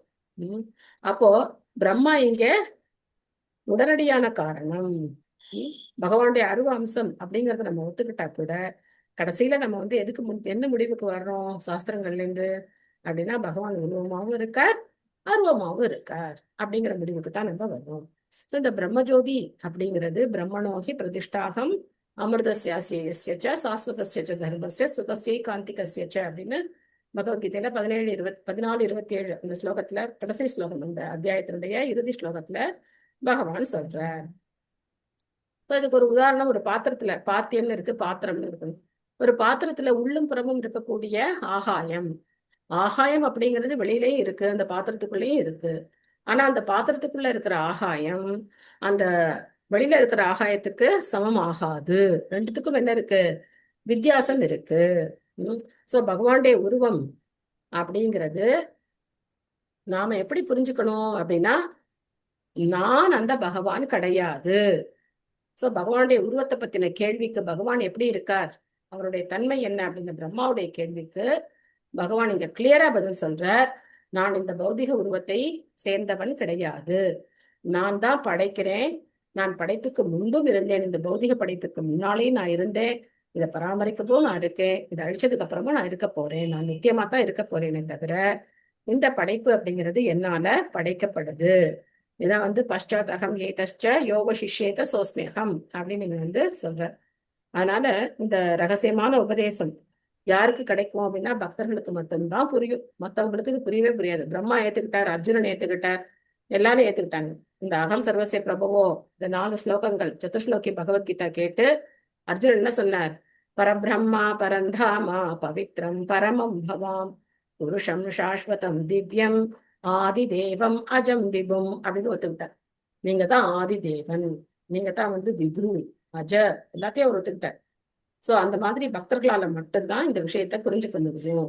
மற்றவங்கள்லாம் இந்த ஒரு மரத்தோட இலைகளையும் பூக்களையும் கிளைகளையும் பார்த்து குழப்பம் அடைகிறது மாதிரி இவரா அவரா இவரா அப்படின்னு சொல்லி குழப்பம் அடைஞ்சு இல்ல நானே கடவுளா அப்படிங்கிற முடிவுக்கு வந்துடுறாங்க. நானே கடவுள் அப்படிங்கிறதா மாயையினுடைய இறுதியான வலை. மாயை எப்படி மீனை வலை போட்டு பிடிக்கிறாங்களோ அந்த மாதிரி மாயை நம்மள வலை போட்டு பிடிக்கிறாங்க. எல்லாத்துலேருந்து தப்பிச்சு வந்துடலாம். ஆனா இறுதி வலை, மாயையுடைய இறுதி வலை என்ன, நான் தான் கடவுள். கேட்க ரொம்ப சந்தோஷமா இருக்கும். ஆஹா நம்ம கடவுள், என்ன கடவுள் நீ, இன்னும் பண்ண முடியாது. பிரபா சொல்றாரு, பல்வலி கூட உன்னால என்ன பண்ண முடியாது, தடுக்க முடியாது. அந்த மாதிரி கடவுள். ஏன்னா அந்த மாதிரி இருக்காங்க நிறைய பேர். கடைசியில பல்வலி வந்து ஹாஸ்பிட்டல்ல கொண்டு போய் அட்மிட் பண்ணி அவங்களுக்கு பல்வலி எல்லாம் ட்ரீட்மெண்ட் எல்லாம் பண்ணாங்க. அவங்க எல்லாம் தங்க கடவுள்னு சொல்லிக்கிறாங்க. அடுத்த ஸ்லோகம் போலாம். யாருக்காவது இதுல யாருக்காவது சந்தேகம் இருக்கா இந்த ஸ்லோகத்துல, இந்த பொருளுரைகள்ல? மத்தஜி உடனடி மட்டும் ஒரு வாட்டி உடனடியும் காரணம் மட்டும் சொல்லுங்க. சாம்பார் கரண்டி கை. ஓகே. சாம்பார் கிளற கரண்டி, கிளற அவருடைய கை. ஓகே. கரண்டி என்னது, உடனடி காரணம். ஓகே. கை யாரு, பரம காரணம், முடிவான காரணம். ஓகே. சோ இதை நாம வந்து என்ன பண்ணணும், நம்மளுடைய எல்லா சூழ்நிலைகளையும் அப்ளை பண்ணணும். இப்போ உடனடியா ஒரு உதாரணம், குழந்தை ஸ்கூல்ல இருந்து வருது, ஏதோ ஒரு பிரச்சனையோட வருது அப்படின்னா அந்த குழந்தை அந்த பிரச்சனைக்கு காரணம் கிடையாது, நம்ம கர்ம வினை. அப்போ அந்த குழந்தை அந்த பிரச்சனையோட வருது, அவ்வளவுதான். அது உடனடி காரணம். ஆனா பரம காரணம் நம்மளுடைய கர்ம வினைக்கு ஏற்றபடி பகவான் நமக்கு கொடுக்குற அந்த பலன் தான் அது அப்படிங்கறது நாம புரிஞ்சுக்கணும். அப்ப என்ன பண்ண மாட்டோம், அந்த உடனடி காரணத்தை நம்ம வெறுக்க மாட்டோம். ஒரு ஹரே ப்ராப்ளம் கிருஷ்ணா வந்ததுன்னா அந்த மாதாஜி. ப்ராப்ளம் தான் உடனடி காரணம். இப்போ ப்ராப்ளம் உடனடி காரணம். அது ஏன் வருது அப்படின்னா அது பகவானோட நம்ம கர்மாவால வருது. அது வருது பரம அவ்வளவுதான், காரணம். பரம காரணம். ஆ. வெரி குட், நல்ல தேங்க்யூ அண்டர்ஸ்டாண்டிங், மாதா. கரெக்டா ஹரே கிருஷ்ணா மறக்கவே மாதாஜி. மறந்துடாதீங்க. உள்ளும் புறமும் ஆகாயத்தின் உதாரணம். அது புரியல மாதாஜி. ஒரு பாத்திரத்தின் உள்ளும் புறம், உள்ளவும் எம்டியா இருக்கு, அது புரியல மாதாஜி. எம்டி பாத்திரத்துக்குள்ள என்ன இருக்கு? ஆகாயம் இருக்கு இல்லையா? எம்டிங்கிறது கிடையாது, வேக்யூம் கிடையாது. வேக்யூம் இருக்கும்போது என்ன ஆகுது? அது நமக்கு ஃபிளாஸ்க் மாதிரி யூஸ் ஆகுது. வேக்யூம் கிடையாது. ஒரு பாத்திரம் எடுத்துக்கிட்டோம்னா அதுலயும் ஆகாயம் இருக்கு. இப்ப நம்ம இருக்கிற எல்லா இடத்துலயும் என்ன, நம்ம சுத்தி என்ன இருக்கு? ஆகாயம் இருக்கு. ஆகாயம் இருக்கிறதுனால தான் நம்ம பேசுறோம், ஒளி அதிர்வுகள் இன்னொருத்தருக்கு காதுல விழுது. நம்மளை சுத்தி ஆகாயம், ஆகாயம்னா மேல வானத்துல இருக்கிறது மட்டும் ஆகாயம் கிடையாது. நம்மளை சுத்தி என்ன இருக்கு? ஆகாயம் இருக்கு. சோ அந்த பாத்திரத்துக்குள்ளேயும் ஆகாயம் இருக்கு, வெளியிலயும் ஆகாயம் இருக்கு. ஆனா அந்த பாத்திரத்துக்குள்ள இருக்கிற ஆகாயம் மொத்த ஆகாயத்துக்கு சமமாகுமா? ஆகாயம்ன்றது காலி பிளேஸ். நான் என்ன சொல்ல வரேன் அப்படின்னா, இப்ப நீங்க உட்கார்ந்துருக்கீங்கல்ல, உங்களை சுத்தி ஆகாயம் இருக்கு. நீங்க ஆகாயம்னா என்ன நினைக்கிறீங்க? மேல ஒரு ப்ளூ கலரா தெரியுதே, அதான் நீங்க ஆகாயம் நினைக்கிறீங்க. அந்த மாதிரி கிடையாது. நம்மளை சுத்தி என்ன இருக்கு? ஆகாயம் இருக்கு. சோ ஒரு பாத்திரம் எடுத்துக்கிட்டோம் அப்படின்னு, இப்போ என்ன பாத்திரம்? ஒரு பால் பாத்திரம் இருக்குன்னு வச்சுக்கோங்க.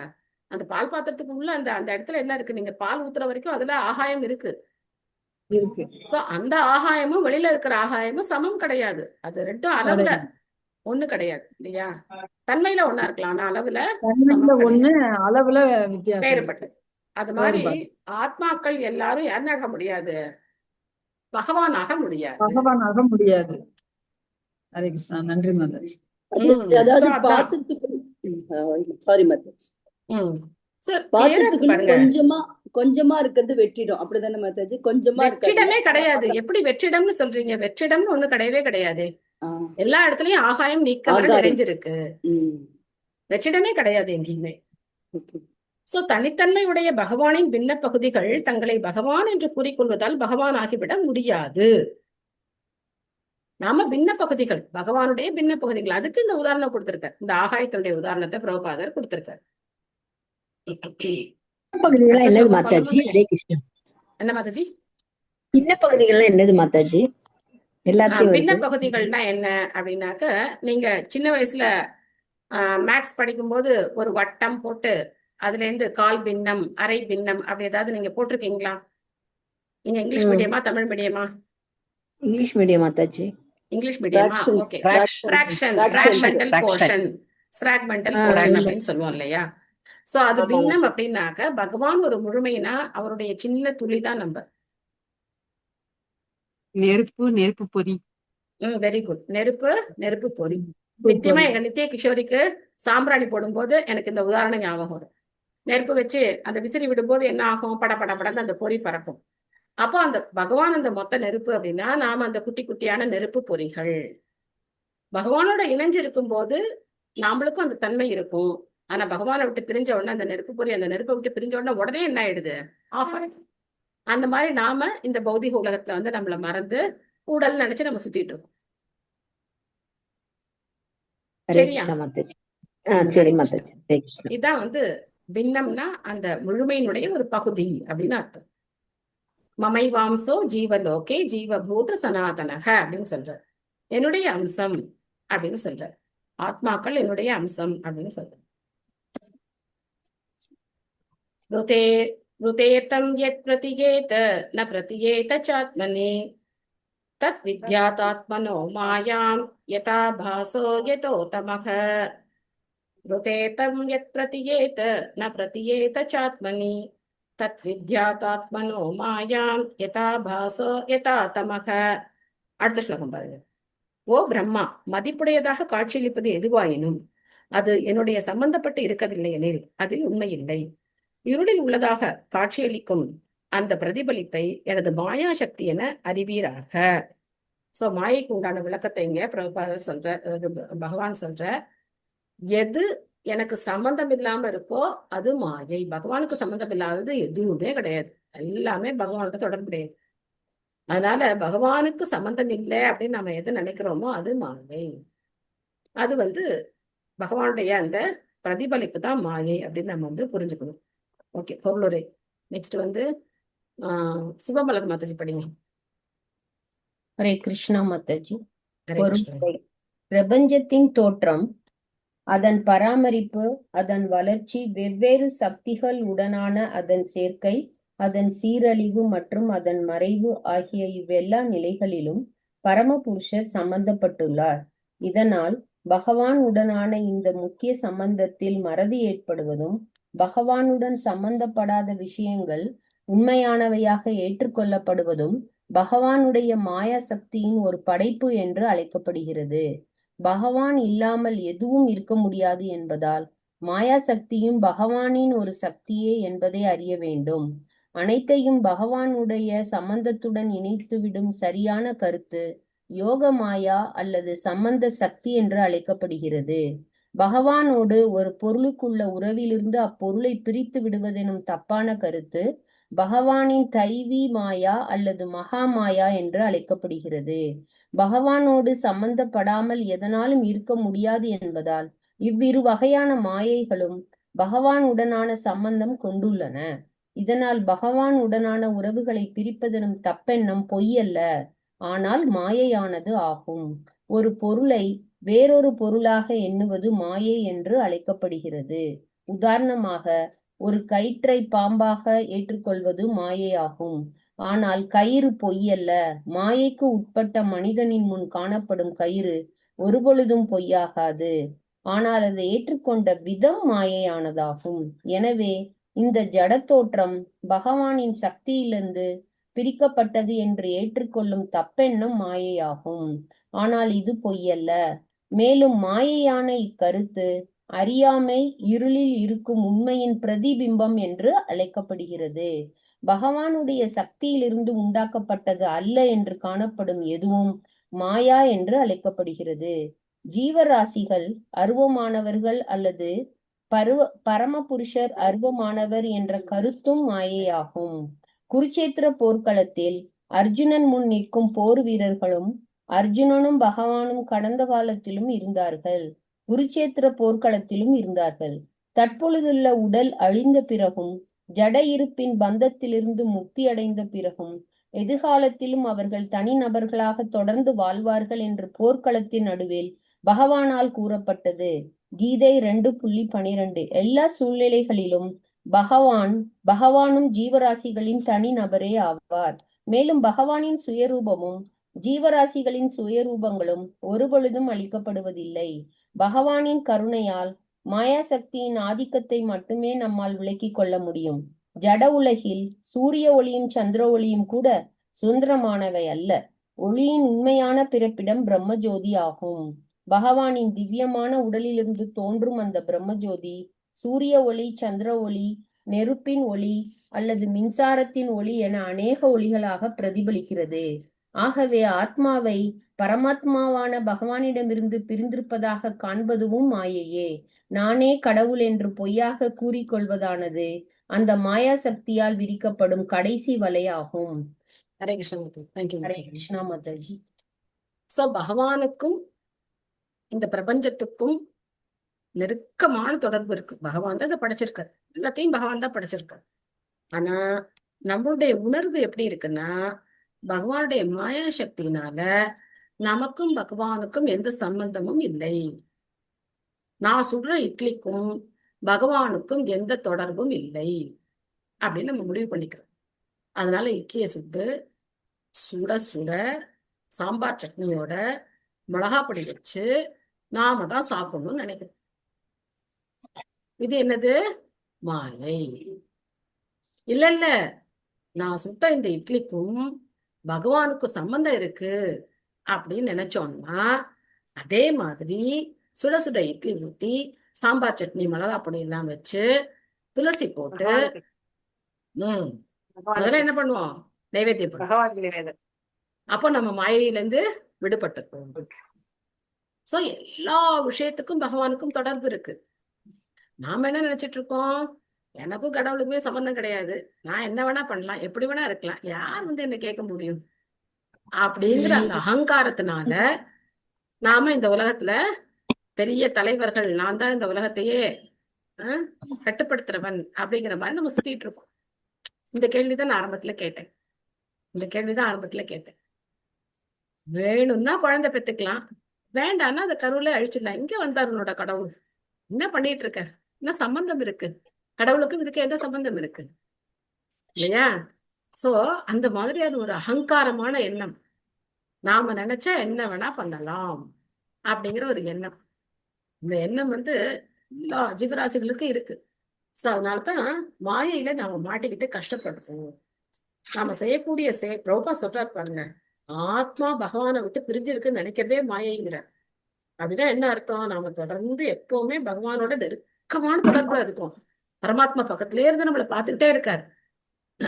ஆனா அது நமக்கு அந்த உணர்வே இல்லாம நம்ம வாழ்ந்துட்டோம். பரமாத்மா நமக்குள்ள இருக்கார், இந்த உடல் பகவானுடைய சக்தி, ஆத்மா பகவான்கிட்ட இருந்து வந்தது, என்னுடைய அம்சம் பகவானுடைய அம்சம், இதெல்லாம் மறந்து நம்ம வாழ்ந்துட்டு இருக்கோம். அப்போ இது என்னது? பகவானுடைய மாயா சக்தியினால நாம பிரிக்கப்பட்டிருக்கோம். சோ இந்த மாயையும் பகவானுடைய சக்தி தான். நம்மளையும் பகவானையும் பிரிக்கக்கூடிய இந்த மாயையும் பகவானுடைய சக்தி தான். ஆனா பகவானுடைய கருணையினால இந்த மாயையை நாம ஜெயிச்சு என்ன பண்ணலாம்? எல்லாத்துக்கும் பகவானுக்கும் தொடர்பு இருக்கு அப்படிங்கறத நாம புரிஞ்சுக்கலாம். அதை புரியும் போது நம்ம பக்தர்கள் ஆகிறதுக்கு முயற்சி பண்ணுவோம். ஹரே கிருஷ்ண ஹரே கிருஷ்ண கிருஷ்ண கிருஷ்ண ஹரே ஹரே, ஹரே ராம ராம ராம ஹரே ஹரே அப்படிங்கிற மகாமந்திரத்தை ஒழுங்கா சொல்லி நாம பகவானுக்கு நைவேத்தியம் பண்ணி சாப்பிட்டு பக்தர்கள் ஆகிறதுக்கு நம்ம என்ன பண்ணுவோம்? முயற்சி செய்யணும். இல்லைன்னா நம்ம என்ன பண்ணுவோம்? உலகம் பிறந்தது எனக்காக, எல்லாம் நான் அனுபவிக்கிறதுக்காக அப்படின்னு சொல்லி பாடிக்கிட்டு நேரம் நரகத்துக்கு படி. ஸ்ட்ரைட் வே, கொஞ்சம் கூட யோசிக்க வேண்டாம். நரகத்துக்கான ராஜபாதை நமக்கு போட்டு வச்சிருக்காங்க. வேண்டாமா? ஓகே மாதாஜி, உங்களுடைய கருணையினால நானும் என்ன பண்றேன், அந்த பாதையெல்லாம் விட்டுட்டு ஹரே கிருஷ்ண கிருஷ்ண கிருஷ்ண ஹரே ஹரே, ஹரே ராம ராம ராம ஹரே ஹரே அப்படின்னு பகவானுடைய நாமத்தை சொல்லி இந்த அகங்காரத்தை விட்டு ஒழிச்சு, பொய் அகங்காரத்தை விட்டு ஒழிச்சு உண்மையான அகங்காரம், நான் பகவானுடைய தொண்டன். சோ நேத்து திரு ஜனனிவாஸ் பிரபு கும்பகோணத்துக்கு வருகை தந்திருந்தார். நேற்று சாயந்தரம் எங்க எல்லாருக்கும் ஒரு பாக்கியம் கிடைச்சது, அவர் போய் தரிசனம் பண்றதுக்கான ஒரு பாக்கியம் கிடைச்சது. அருமையான 1 மணி நேரம் அவருடைய சொற்பொழிவு கேட்டோம். ரொம்ப ஆனந்தமா இருந்தது. எல்லாருக்கும் பிரசாதம் கொடுத்தார். எல்லாரும் வாங்கிக்கிட்டு எங்க நித்திய கிஷோரிக்கு அற்புதமா ஆசீர்வாதம் பண்ணார். நான் கொண்டு போய் அவர்கிட்ட குழந்தைய காட்டினேன். அந்த அந்த அந்த நேரம் கூட அவருடைய கான்சியஸ் அப்படிங்கிறது எவ்வளவு தெளிவா இருந்ததுன்னு பார்க்கலாம். எல்லாருக்கும் ஸ்வீட் எடுத்து எடுத்து கொடுத்துட்டே இருந்தார். அவருடைய விரல்ல எல்லாம் அந்த ஸ்வீட் ஒட்டி இருந்தது. அவரால் என்ன நான் கொண்டு போய் திடீர்னு குழந்தைய நீட்டினோடனே அவர் வந்து எப்படி இந்த கையோட குழந்தைய தலையில எப்படி கை வைக்கிறது அப்படின்னு யோசிச்சுட்டு அந்த விரல்களை தவிர்த்து அவருடைய பாம் இருக்கு இல்லையா, உள்ளங்கையினால குழந்தையோட தலையில ஆசீர்வாதம் பண்ணார். அதுக்கப்புறம் அவருடைய பீட்பேக் எடுத்து அந்த பீட்பேக் அந்த குழந்தையோட தலையில வச்சு ஆசீர்வாதம் பண்ணார். எனக்கு வந்து ரொம்ப அப்படியே ஒரு ஆனந்தமா இருந்தது. ஏன்னா அப்படி ஒன்னா சும்மா அப்படி அலட்சியமா ஆசீர்வாதம் பண்ணிட்டு போலாம். ஆனா அவர் திங்க் பண்றாரு, அந்த நேரம் திங்க் பண்றாரு, நம்ம கையில வந்து ஸ்வீட் எல்லாம் பட்டிருக்கு, இது குழந்தை தலையில படுமே அப்படின்னா அந்த இதை கூட அவர் வந்து யோசிக்கிறாரு. அவ்வளவு நுணுக்கமா, ஏன்னா சுத்த சத்துவ குணத்துல இருக்காங்க. அதனால அவங்களால என்ன பண்ண முடியுது? செய்கிற எல்லா காரியங்களையும் அழகா செய்ய முடியுது. நாமன்னா அந்த ஒரு கர்வம் வந்து என்ன பண்ணுவோம், முன்னாடி என்ன இருக்குன்னே தெரியாது. நடக்கும்போது சில பேர் பாருங்க, இருக்கிற பொருளை உதச்சிட்டே போவாங்க, அதை எடுத்து கூட வைக்க மாட்டாங்க. காலில் படுறதே சில பேருக்கு தெரியாது, காலில் பட்டிருக்குன்னே தெரியாது, அப்படியே போயிட்டே இருப்பாங்க. அவசரம், அவ்வளவு அவசரம், போயிட்டே இருப்பாங்க. சோ அந்த சுத்த தத்துவ குணத்துல நம்மளுடைய காரியங்கள் எப்படி இருக்கும்னா ரொம்ப தெளிவா அழகா, யாருக்கும் எந்த தொந்தரவும் இல்லாதபடிக்கு இருக்கும். ஒரு சின்ன உதாரணம் இல்லை, ரொம்ப அற்புதமா இருந்தது அந்த 1 மணி நேரம். ஸ்ரீ ராதா மாதவருடைய பெருமைகள், அவங்க எப்படி மாயாப்பூருக்கு வந்தாங்க, சோ பிரபுபாதர் என்ன உத்தரவெல்லாம் கொடுத்திருந்தார் அப்படின்லாம் வந்து உபன்யாசம் கொடுத்தார். கேட்கறதுக்கு ரொம்ப அருமையா இருந்தது. நல்ல சத்சங்கம். அதுக்கப்புறம் எங்களுக்கு எல்லாம் நல்ல பிரசாதமும் கிடைச்சது. சாப்பிட்டு ஜப்புன்னு வீட்டுக்கு வந்தோம். ஓகே, உங்களுக்கு ஏதாவது கேள்விகள், சந்தேகங்கள், கருத்துக்கள்? இஸ்கான் எங்க இருக்கு மாதாஜி? கும்பகோணத்துல பக்கத்து தெரு, எங்க வீட்டுக்கு பக்கத்து தெரு மாதாஜி. நீங்க போலையா? இல்ல மாதாஜி, தெரியல. நான் சொன்னேனே உங்கள்கிட்ட, நீங்க அந்த அத்திவரதர் பார்க்க போனீங்கல்ல, அதுக்கு அடுத்த தெரு, அதுக்கு அந்த 2 தெருவுக்கு நடுவுல ஒரு சந்து போகுது இல்லையா, அதான் சௌராஷ்டிரா பெரிய தெரு, அங்கதான் இஸ்கான் இருக்கு.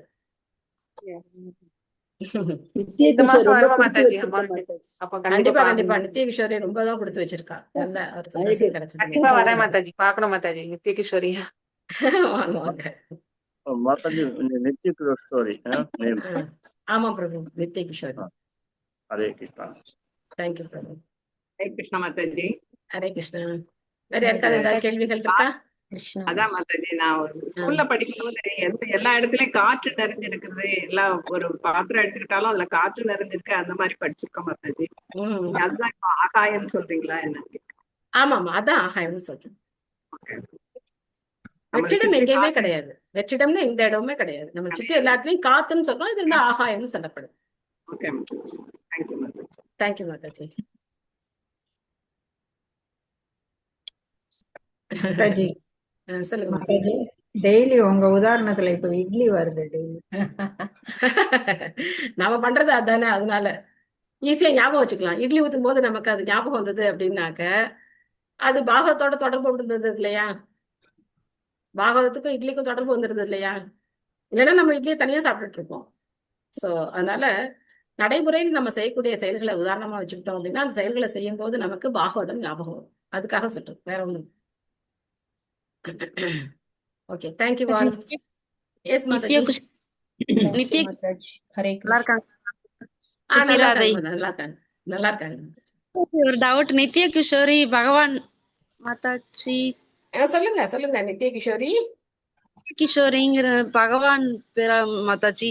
நீங்களும் கிஷோரி கிஷோரி. அப்படின்னா கிஷோரி அப்படின்னாக்க ராதாராணி 15 வயசு இத்தனை நாள்னு இருக்கும். அந்த நிலையில எப்பவுமே இருக்கக்கூடிய ராதாராணிக்கு கிருஷ்ணருக்கும் கிஷோர் கிஷோரி அப்படின்னு பேரு. சரி மாதாஜி. அது பிரபு அந்த பாப்பாக்கு நவகிஷோரின்னு தான் வச்சிருக்காங்க, நீங்களும் நித்ய கிஷோரின்னு வச்சிருக்கீங்க. அதான் எங்க வீட்டுல ஏற்கனவே ஒரு கிஷோர் இருக்காரு. என் பொண்ணோட பையன் வந்து கிஷோர். சோ அதனால எனக்கு ஆசையா இருந்தது பேத்திக்கு கிஷோரின்னு வைக்கணும். கிஷோர் இருக்கார், கிஷோரி வந்தாச்சு அப்படின்னு சொல்லி நித்ய கிஷோரி குருபரத்ன நேம் கொடுத்திருந்தாரு. இவங்களும் அதை செலக்ட் பண்ணாங்க. சோ அதனால நீங்க எங்க அதுல போறீங்களோ பாத்தீங்கன்னா இஸ்கான் வந்துருது மாதாஜி. மாதாஜி நீங்க போற இடத்துக்கு இஸ்கான் வந்துருது. இல்ல நீங்க இஸ்கான் இருக்க இடத்துக்கு போறீங்களான்னு தெரியல. பக்கத்துலயே நான் இருக்குன்னு போற சொன்னீங்க. இடத்துக்குலாம் இஸ்கான் வருதா? எப்படி இஸ்கான் இல்ல வரும்? மாதாஜி, கும்போணம் ஆத்து பக்கத்துல வீட்டு பக்கத்துலயே இருக்குன்னு சொல்றீங்க. மாதாஜி கும்போணத்துல எந்த காலத்துல இருந்தோ இஸ்கான் இருக்கு. நான் தான் லேட்டா போயிருக்கேன். இல்ல வீடு சொல்றேன் மாதாஜி.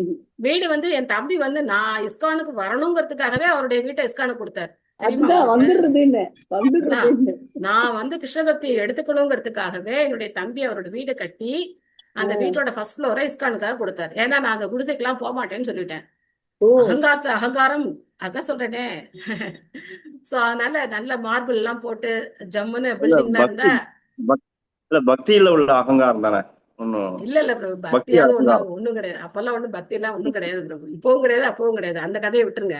சோ அதனால கும்பகோணத்துல இஸ்கான் எப்பயில இருந்தோ இருக்கு. நான் லேட்டா போயிருக்கேன்.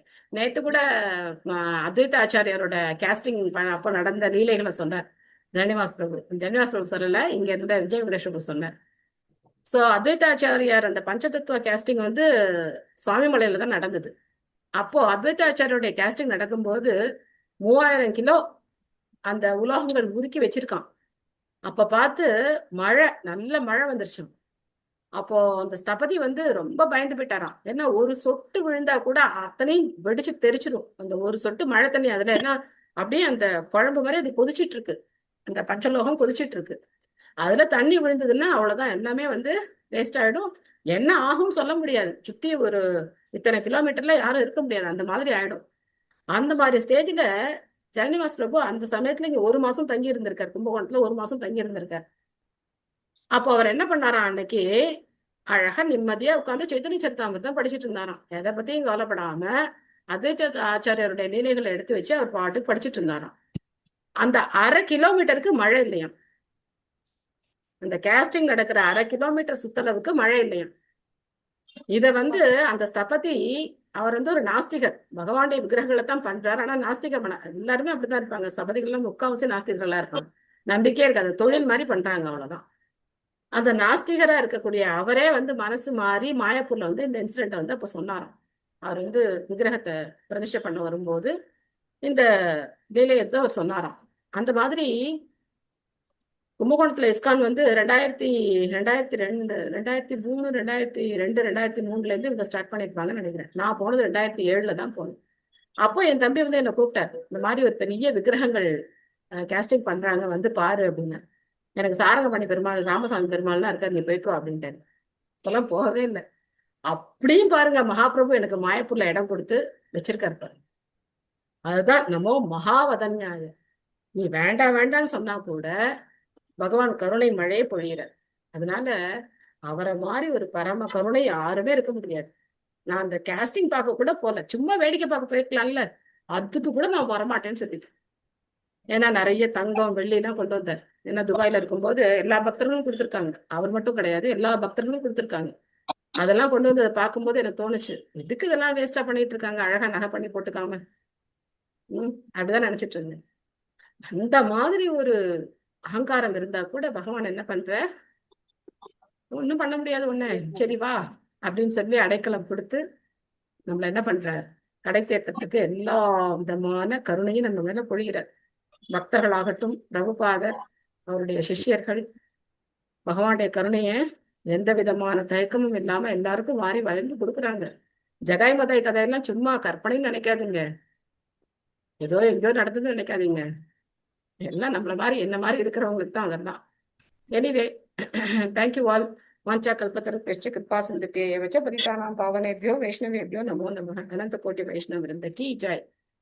ஷீல பிரபுபாத் கி ஜெய். கௌர் பிரேமானந்தே ஹரே கிருஷ்ண. ஹரே கிருஷ்ண. தேங்க்யூ கிருஷ்ண மாதாஜி. தேங்க்யூ. ஹரே கிருஷ்ண. தேங்க்யூ மாதாஜி. ஹரே கிருஷ்ண. ஹரே கிருஷ்ண கிருஷ்ண. மாதாஜி. கிருஷ்ண மாதாஜி. தேங்க்யூ மாதாஜி. பிரணாம். ஹரே கிருஷ்ண மாதாஜி.